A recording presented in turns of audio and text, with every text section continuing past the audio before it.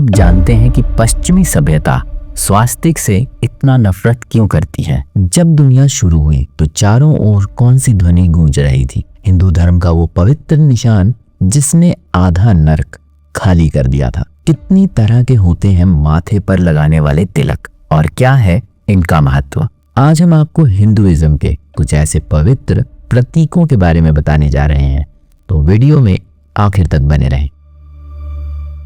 ओम हिंदू धर्म का सबसे पवित्र प्रतीक है। इसे सभी मंत्रों का मूल और ब्रह्मांड की पहली ध्वनि कहा गया है। मंडूक्य उपनिषद में कहा गया है, ओम संपूर्ण ब्रह्मांड है, भूत भविष्य और वर्तमान सब कुछ इसी में समाया है। ओम का मतलब ही है आत्मा और ईश्वर। अ का मतलब है सृष्टि, उ का मतलब है शिष्टा यानी पालन करता, और म का मतलब है संहार यानी डिसोल्यूशन। ये तीनों मिलकर ब्रह्मांड के चक्र को दर्शाते हैं। कहते हैं जब सृष्टि का निर्माण हुआ तब चारों ओर ओम की ध्वनि फैली हुई थी। यही कारण है कि हिंदू धर्म के ज्यादातर मंत्र ओम से ही शुरू होते हैं। राजस्थान के पाली जिले के जाडन गांव में एक मंदिर बनाया गया है। करीब 270 एकड़ में बने इस मंदिर में भगवान शिव की 1008 मूर्तियां और 12 ज्योतिर्लिंग है। मंदिर को नागर शैली में बनवाया गया है। मंदिर में 7 अलग अलग ऋषियों की समाधि है, और ये भगवान शिव को समर्पित पहला मंदिर है जिसमें ओम का आकार दिया गया है। इसी से आप समझ सकते हैं कि हिंदू धर्म में ओम का कितना महत्व है। कोई भी शुभ काम हो, स्वास्तिक का चिन्ह जरूर बनाया जाता है। इससे मंगल, समृद्धि और सौभाग्य का प्रतीक माना गया है। यह भगवान गणेश का रूप है, और स्वास्तिक में सु का अर्थ है शुभ और अस्ति का मतलब है होना। इस तरह स्वास्तिक का मतलब होता है शुभ कार्य का होना। लेकिन आज दुनिया के कई कोनों में इसे नफरत का प्रतीक माना जा रहा है। अमेरिका के न्यूयॉर्क में एक इंडियन फैमिली खुशी खुशी दिवाली मना रही थी। अपार्टमेंट पूरा झालरों से सजा हुआ था और अंदर भगवान गणेश और देवी लक्ष्मी की पूजा चल रही थी। पर तभी फोन की घंटी बजती है और पूरा माहौल बदल जाता है। फोन पर उस अपार्टमेंट कॉम्प्लेक्स का मैनेजर था जो सख्त लहजे में कह रहा था, आपका दिवाली डेकोरेशन बहुत ज्यादा घिनौना और ऑफेंसिव है, प्लीज इसे जल्दी हटा दीजिए। इतना सुनते ही फैमिली परेशान हो गई, क्योंकि उन्होंने बहुत ही सादगी भरा डेकोरेशन किया था, सिर्फ लाइटें ही लगाई थी। इसलिए फैमिली ने गुस्से में कहा, हम तो सिर्फ अपना त्योहार मना रहे हैं, इससे किसी को क्या ही दिक्कत है। तब मैनेजर ने कहा, उन्हें ना तो उनके त्योहार से प्रॉब्लम है और ना ही उनकी साजो सज्जा से, बल्कि प्रॉब्लम है उस चिन्ह से यानी स्वास्तिक से, जिसे वो हिटलर और नाजी पार्टी का समझ रहे थे। दरअसल सेम सिंबल को चुराकर हिटलर ने इसे नया रूप और नया नाम हेकन क्रूज देकर खुद से जोड़ दिया। तभी से लोगों के लिए स्वास्तिक भी हेकन क्रूज बन गया। लेकिन दोनों में बहुत फर्क है। हिटलर का सिंबल स्वास्तिक से 45 डिग्री झुका हुआ है और ये काले रंग का है, जिसे लाल झंडे पर सफेद गोले के बीच बनाया गया है, जबकि स्वास्तिक काले कलर में होता ही नहीं है। इसका आविष्कार संस्कृत भाषा से हुआ था और इसका इतिहास भी संस्कृत जितना ही पुराना है। स्वास्तिक का अर्थ भी उतना ही पवित्र है जितना इसका स्वरूप।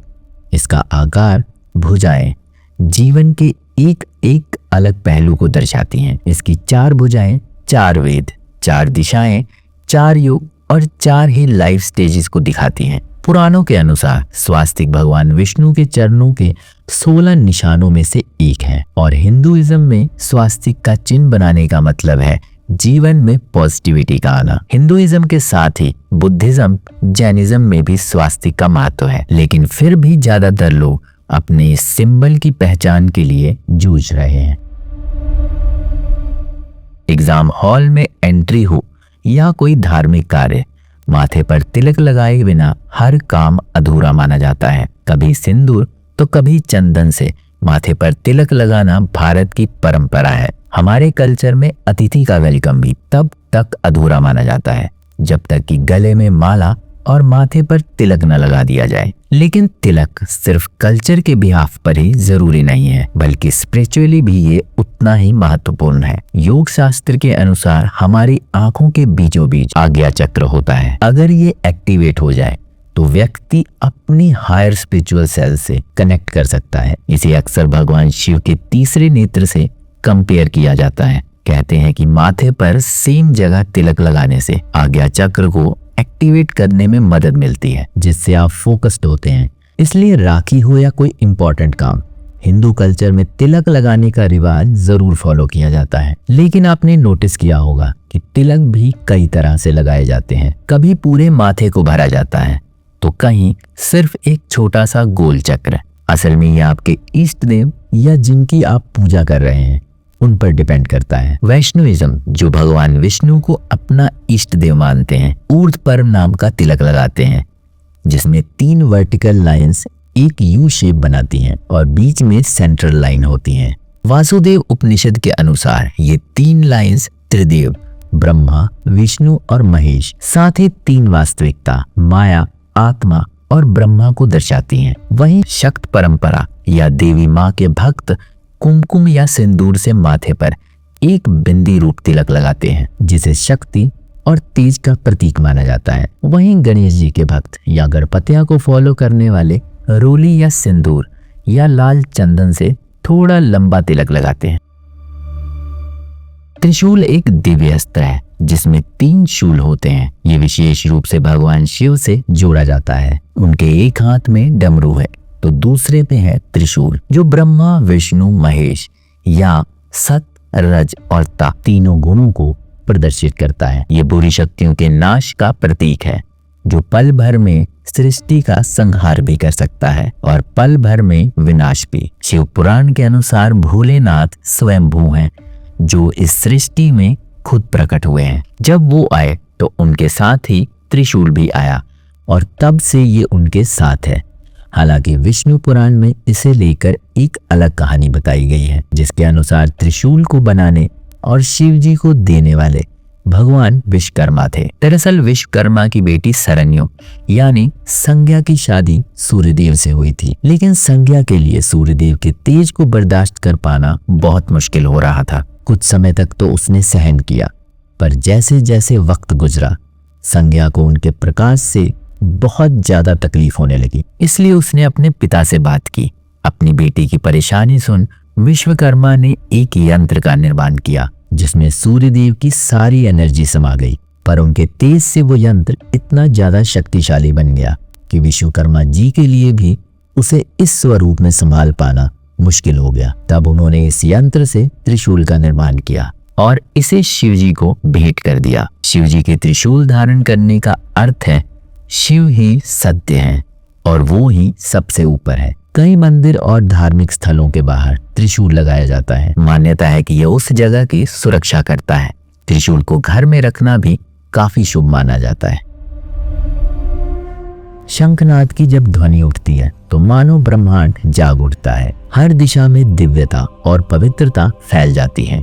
शंख की आवाज अक्सर धार्मिक स्थलों पर पूजा और विशेष अनुष्ठान के दौरान सुनाई देती है। ये नेगेटिव एनर्जी को दूर कर पॉजिटिविटी लाता है और प्रोस्पेरिटी का सिंबल माना जाता है। लेकिन इसी शंख की वजह से एक बार श्री कृष्ण ने आधा नरक खाली कर दिया था। श्री कृष्ण और बलराम शिक्षा ले रहे थे। जब उनकी शिक्षा पूरी हुई तो संदीपनी ने कोई गुरु दक्षिणा नहीं मांगी, पर कृष्ण और बलराम अपने ऊपर गुरु दक्षिणा का भार नहीं रखना चाहते थे। इसलिए उन्होंने संदीपनी से कहा, गुरुदेव आप मांगिए, आपको क्या चाहिए, हम आपकी गुरु दक्षिणा दिए बिना नहीं जाएंगे। तब संदीपनी ने अपने मृत बेटे को जीवित करने की मांग की। उन्होंने बताया कि उनका बेटा प्रभास जब एक यात्रा पर गया था तब समुद्र से निकली बड़ी सी मछली ने उसे निगल लिया। तब से वो अपने पुत्र के लिए विलाप कर रहे हैं। ये सुनकर कृष्ण अपने भाई के साथ समुद्र में उसी मछली की तलाश में निकल गए। तब खुद समुद्र देव ने उन्हें बताया कि संदीपनी जिस मछली की बात कर रहे हैं वो असल में एक राक्षस है, जो लंबे समय से समुद्र में रह रहा है और ऐसे ही लोगों को निगल रहा है। इतना सुनकर कृष्ण गुस्से से भर गए और उन्होंने राक्षस को ललकारा और घमासान युद्ध कर उसे हरा दिया। कृष्ण ने पुत्र की तलाश में राक्षस का पेट तक फाड़ डाला। हालांकि पुत्र नहीं मिला, लेकिन पंचजन्य शंख जरूर मिला। कहते हैं कि ये वही शंख है जो समुद्र मंथन में अन्य रत्नों के साथ मिला था। इसी तरह ये शंख अब श्री कृष्ण का हो गया। लेकिन संदीपनी के पुत्र को ढूंढना अभी भी बाकी था। इसलिए कृष्ण भाई बलराम के साथ नरक पहुंचे और यमराज से अपने गुरु के पुत्र को पुनर्जीवित करने का अनुरोध किया। लेकिन यम टस से मस नहीं हुए और कड़े शब्दों में इनकार कर दिया, जिस वजह से कृष्ण और यमराज के बीच युद्ध छिड़ गया। इससे पहले कि ये लड़ाई भयंकर रूप ले लेती, ब्रह्मा जी वहां पहुंचे और कृष्ण से कहा कि वो युद्ध ना करे, अपने हाथ में जो शंख है सिर्फ उसे बजाए। कृष्ण ने ऐसा ही किया। शंख की पवित्र ध्वनि जैसे ही नरक में गूंजी, वहां अपनी सजा काट रही बुरी आत्माएं सजा मुक्त हो गईं। वो रथ पर सवार होकर स्वर्गलोक की तरफ चल पड़ी। देखते ही देखते आधे से ज्यादा नरकलोक खाली हो गया। जो यमराज पहले कृष्ण की बात मानने को तैयार नहीं थे, उन्होंने आत्माओं को यूं पाप मुक्त होते देख तुरंत कृष्ण की बात मानकर संदीपनी के पुत्र को दोबारा से जीवन दान दे दिया। मतलब जो कार्य कृष्ण नहीं कर पा रहे थे, वो शंख की ध्वनि ने कर दिया। यही कारण है जो शंख की ध्वनि को इतना पवित्र माना जाता है कि वो वातावरण में फैली नकारात्मकता की छटनी कर शुद्धता घोल देती हैं। इसलिए प्राण प्रतिष्ठा हो या कोई शुभ पूजा, शंख जरूर बजाते हैं। हिंदू धर्म में 2 तरह के शंखों का जिक्र मिलता है। वामव्रत शंख, जिसे भगवान शिव से जोड़ा जाता है, और दक्षिणवर्ती शंख, भगवान विष्णु से। वामन पुराण और स्कंद पुराण के अनुसार दक्षिणवर्ती शंख इतना शक्तिशाली है कि इसमें पानी भरकर विष्णु जी को स्नान करवाने से 7 जन्मों के पाप उतर जाते हैं। तो ये थे हिंदू धर्म के कुछ पवित्र प्रतीक और उनसे जुड़ी कुछ कथाएं। उम्मीद है वीडियो पसंद आई होगी, तो लाइक शेयर करके चैनल को सब्सक्राइब कर लें और बेल आइकन को प्रेस करना बिल्कुल ना भूलें। मिलता हूं अगली वीडियो में, तब तक के लिए नमस्कार।